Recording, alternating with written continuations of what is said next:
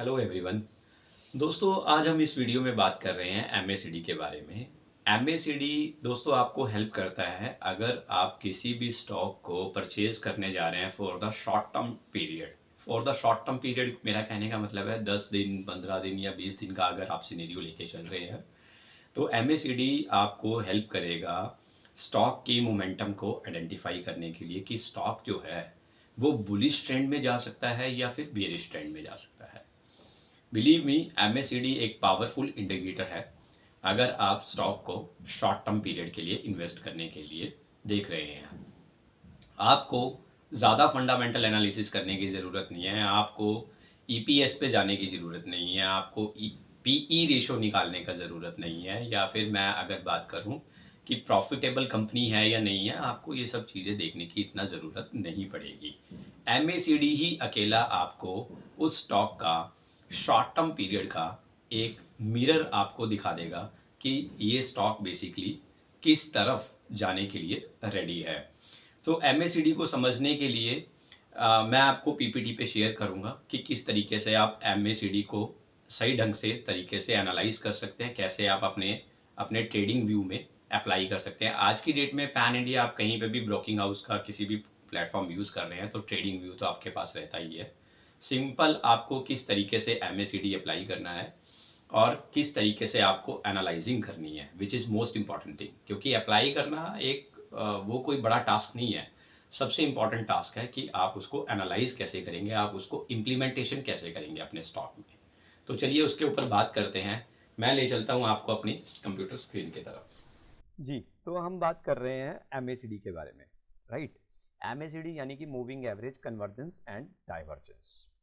अब इसका सबसे पहले ज़रूरी है कि इसको कैलकुलेट कैसे करते हैं। हमें कैलकुलेशन डेली नहीं करनी है। मैं सिर्फ ये कैलकुलेशन इसलिए आपको बता रहा हूँ ताकि आपको ये पता लगे कि एमएसीडी निकलता कैसे है, उसका आउटपुट कैसे निकलता है। ठीक है, बिकॉज आज की डेट में तो बहुत इजी है। आप ट्रेडिंग व्यू ले रहे हैं, कोई भी टर्मिनल ले रहे हैं और उसमें आपने इंडिकेटर में जाके एमएसीडी अप्लाई किया और वो आपको एमएसीडी दिखा देगा, राइट। आपको कोई कैलकुलेट करने की ज़रूरत नहीं है, बट एटलीस्ट अपनी नॉलेज के लिए ये बहुत ज़रूरी है कि एमएसीडी निकलता कैसे है। सो एमएसीडी में क्या रहता है, आपके पास दो लाइन्स रहती हैं। पहली लाइन होती है एमएसीडी लाइन, दूसरी लाइन होती है सिग्नल लाइन, जैसा कि आप स्क्रीन पे भी देख पा रहे हो। अब जो पहली लाइन है एमएसीडी लाइन, उस वो लाइन का बेसिकली बेस क्या है, उसका बेस ये है एक्सपोनेंशियल मूविंग एवरेज, कि इस स्टॉक का पिछले 26 दिन में या 12 दिन में मूविंग एवरेज कैसा रहा, उन दोनों का डिफरेंस जो है 26 दिन का मूविंग एवरेज प्लस माइनस 12 दिन का मूविंग एवरेज अगर निकल जाएगा तो वो एमएसीडी लाइन होगा, राइट। दूसरा है सिग्नल लाइन। सिग्नल लाइन का मतलब ये हुआ कि 9 दिन का एक्सपोनेंशियल मूविंग एवरेज, कंटिन्यूसली 9 दिन का, राइट। तो 9 दिन का मूविंग एवरेज अगर निकल जाता है तो वो है सिग्नल लाइन हमारा जो इसमें यूज़ हो रहा है। हिस्टोग्राम जो है बेसिकली कि अब हिस्टोग्राम का रोल कहाँ आता है कि एमएसीडी जो एक्चुअल में हम लोग अप्लाई कर रहे हैं उसका आउटपुट क्या है, तो उसका आउटपुट निकल रहा है दोनों का डिफरेंस। किसका डिफरेंस, एमएसीडी लाइन का डिफरेंस और सिग्नल लाइन का डिफरेंस, राइट। सो ये करेक्ट है बेसिकली एमएसीडी का। अभी जब आपको ये चीज़ पता लग रही है कि आप एक शॉर्ट टर्म के लिए इन्वेस्टमेंट कर रहे हो, ठीक है, जैसा कि मैंने आपको बताया एमएसीडी आपको हेल्प करेगा 10 से 15 दिन का, अगर आपने किसी भी स्टॉक में जाना है for the period of 2 weeks, right. तो 2 वीक्स के लिए अगर आपको किसी स्टॉक में इन्वेस्टमेंट्स करना है, आपको 3-4%, 7-8% का जो है आपको गेन करना है, तो प्रॉफिट गेन करना है, तो उस टाइम पे MACD is a good indicator जहाँ पे आपको हेल्प मिल सकता है, राइट। तो अभी जैसा कि आप देख पा रहे हो कि 26 दिन का मूविंग एवरेज में से 12 दिन का मूविंग एवरेज निकाल दिया, फिर हमने 9 दिन का मूविंग एवरेज निकाला, तब उसके बाद उन दोनों का डिफरेंस जो है वो आपका एमएसीडी होता है, राइट।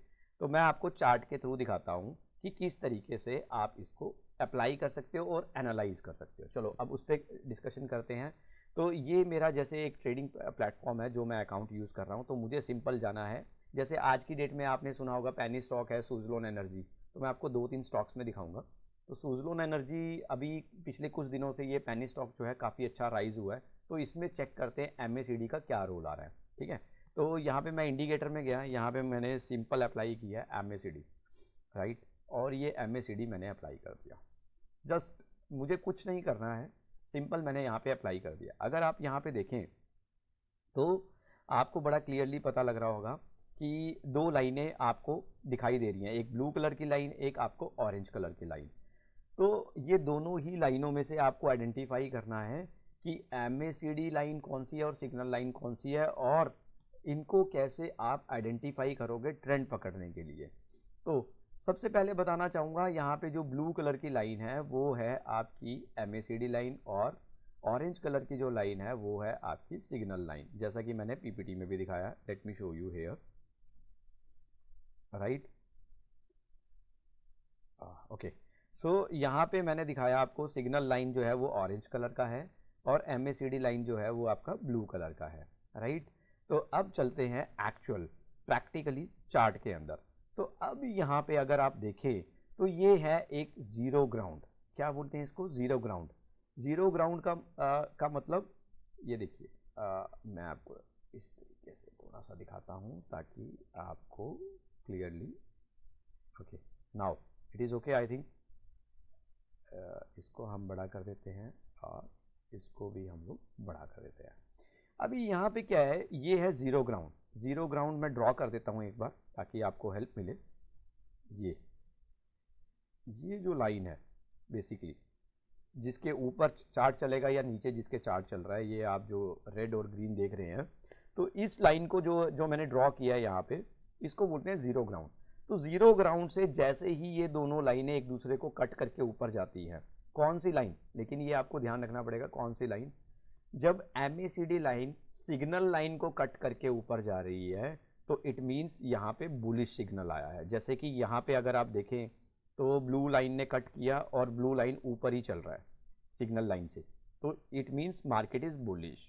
जहाँ पे ऑरेंज लाइन ने कट किया ब्लू लाइन को, अगर वो ज़ीरो ग्राउंड से नीचे जाएगा तब वो बियरिश ट्रेंड में आएगा। ये चीज़ ध्यान रखिए। यहाँ पे देखिए कई बार जो सिग्नल लाइन है उसने MACD लाइन को कट किया है, लेकिन मार्केट जब तक ज़ीरो ग्राउंड से ऊपर है इट मीन्स मार्केट जो है वो वीक है, लेकिन टेम्परेरी वीक है, उसमें स्ट्रेंथ है।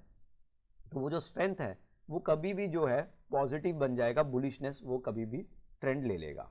तो ये मोस्ट इम्पॉर्टेंट जो पैरामीटर है, तो ये बहुत ज़रूरी है। अभी जैसे अगर आप देखें तो यहाँ पे जो ज़ीरो ग्राउंड के नीचे जो है MACD लाइन और सिग्नल लाइन जो है नीचे काम करती रही, तब तक इसमें वीकनेस अच्छी खासी रही स्टॉक में। जैसे ही उसने ज़ीरो ग्राउंड को क्रॉस किया तो काफ़ी अच्छी स्ट्रेंथ बनाई और मार्केट ने देखिए लंबे टाइम में क्या शानदार जो है फैंटास्टिक रिकवरी दिया, राइट। लेकिन जैसा कि हम लोग बात कर रहे हैं MACD जो है आपको हेल्प करता है 10 से 15 दिन के, अगर आपको शॉर्ट टर्म पीरियड में इन्वेस्टमेंट करके आपको स्टॉक में पैसा मुनाफा कमाना है तो this is a good indicator. So मैं यहाँ पे स्पेसिफाई करना चाहूँगा कि आपको ये लंबे समय के लिए मेजरमेंट नहीं करना, बिकॉज मार्केट में वेरिएशंस चलती रहती हैं। मार्केट कभी गैप डाउन खुला, कभी गैप अप खुला, और सेंटीमेंट्स भी बाज़ार में चेंज होते रहते हैं। तो उसके अकॉर्डिंगली आपने जो अपना डिसिप्लिन मेंटेन किया हुआ है उसी पे बने रहिए, तभी अच्छा होगा। अदरवाइज़ अगर आप डिसिप्लिन से बाहर जाएंगे तो उसका कोई फ़ायदा नहीं है। तो डिसिप्लिन आप अपने अकॉर्डिंगली भी अप्लाई कर सकते हैं। अभी अगर मैं यहाँ पे बात करूँ तो ये है हमारा स्टॉक IDFC बैंक का स्टॉक। ये भी काफ़ी चर्चा में रहा पिछले कई दिनों से। मैं इसमें डे चार्ट लगाता हूँ, डे चार्ट में मैं MACD अप्लाई कर रहा हूँ यहाँ पे, ये देखिए। तो MACD अपने को क्या दिखा रहा है यहाँ पे देखिए, अभी काफ़ी अच्छी तेज़ी रही नो डाउट। ज़ीरो ग्राउंड के नीचे जब मार्केट गया, राइट, हालांकि सिग्नल लाइन ने MACD लाइन को जो है कब काटा, 11 सितंबर को काट दिया था। लेकिन उसके बाद देखिए जब तक ये ज़ीरो ग्राउंड के नीचे नहीं गया, और देखिए कितना शानदार शार्प फॉल दिया है। ज़ीरो ग्राउंड के नीचे कब आया, 19 अक्टूबर को। तो 19 अक्टूबर को प्राइस कितना था, 90 रुपीज़ 45 पैसा। और उसके बाद देखिए आप 1 नवंबर को मार्केट जो है 80 रुपये रह गया करीबन। तो ये जो है अपॉर्चुनिटी पीरियड है बेसिकली। तो ये अगर आप देखें ज़ीरो ग्राउंड 19 अक्टूबर यानी कि 10 दिन के टाइम पीरियड में जो है, टाइम फ्रेम में जो है मार्केट ने 10 रुपये का मुनाफा दिया एक छोटे से स्टॉक में, मतलब 10% रिटर्न दी है सेलिंग साइड पे, ठीक है। तो ये पावर है MACD का। तो इस इंडिकेटर को परफेक्टली ट्रैक कीजिए, यूज़ कीजिए। अपोलो टायर स्टॉक है, इसमें चेक करते हैं एमएससीडी का क्या रोल है। ये देखिए, अगर आप डिफरेंट डिफरेंट स्टॉक्स में अप्लाई करोगे ना, आई डोंट थिंक सो। देखिए, इतने सारे स्टॉक्स में हम ट्रैक नहीं कर सकते, लेकिन आई होप कि आपके 2 या 4 अच्छे अच्छे स्टॉक्स होंगे, राइट, जिसमें आप डेली ट्रेड करते होंगे, जो आपके पोर्टफोलियो में होगा। तो उसको अगर आइडेंटिफाई करना है कि अभी लेवल्स क्या हैं, कैसे रहेगा मार्केट, तो देखिए, जीरो ग्राउंड से नीचे अपोलो टायर कब गया? 14 अगस्त को गया। 14 अगस्त को 395 रुपये का भाव था, उसके बाद स्टॉक जो है 30 रुपये टूट गया, 360 रुपये रह गया स्टॉक, ठीक है। और कितने दिन में? 14 अगस्त से अगर आप देखेंगे, 14 अगस्त को यहाँ पे ये 17 अगस्त को ये नीचे आया, 17 अगस्त को नीचे आया, लेकिन 7 सितंबर तक इसने पैसा दे दिया। करीबन 2 हफ्ते में मार्केट ने करीबन 30 रुपये की रैली दे दी नीचे डाउन साइड पे। और क्या चाहिए अपने को पैसा कमाने के लिए? So in the end of this session यही बार बार मैं कहूँगा कि मार्केट में बड़े सारे इंडिकेटर्स आप अप्लाई कर सकते हो, लेकिन there are few important indicators जहाँ पे आप इस इन इंडिकेटर्स को फॉलो करके पैसा कमा सकते हो। ज़रूरी नहीं है फंडामेंटल्स पे जाना है, पीई देखना है, ईपीएस देखना है, पैट देखना है, प्रॉफिट आफ्टर टैक्स। तो ठीक है, ये चीज़ें काम आती हैं, लेकिन ये चीज़ें तभी काम आती हैं जब आपका थॉट प्रोसेस जो है अपनी इन्वेस्टमेंट्स को लेके 5 साल, 10 साल, 2 साल या इससे ज़्यादा है, तो ठीक है, तब ये चीज़ें काम आती है डेफिनेटली, तब आप उसको फॉलो कीजिए, कोई बुराई नहीं है। लेकिन अगर आप शॉर्ट टर्म में मार्केट को देखना चाहते हैं तो टेक्निकल इंडिकेटर्स ही आपके काम आएंगे, चार्ट ही आपके काम आएगा। और दूसरी चीज़ें, मोमेंटम क्या है बाज़ार में, वो चीज़ आपके काम आएगी। उसी चीज़ को पकड़ के रखिए, उसी चीज़ पे बने रहिए, वही सबसे बेस्ट चीज़ है। सो नेक्स्ट वीडियो में आपके साथ कनेक्ट करेंगे, आपके लिए कुछ और फ्रूटफुल लेके आऊँगा डेफिनेटली, कुछ और इंपॉर्टेंट इंडिकेटर्स पे बात करूँगा। तो till the time, thank you so much, happy weekend, thank you.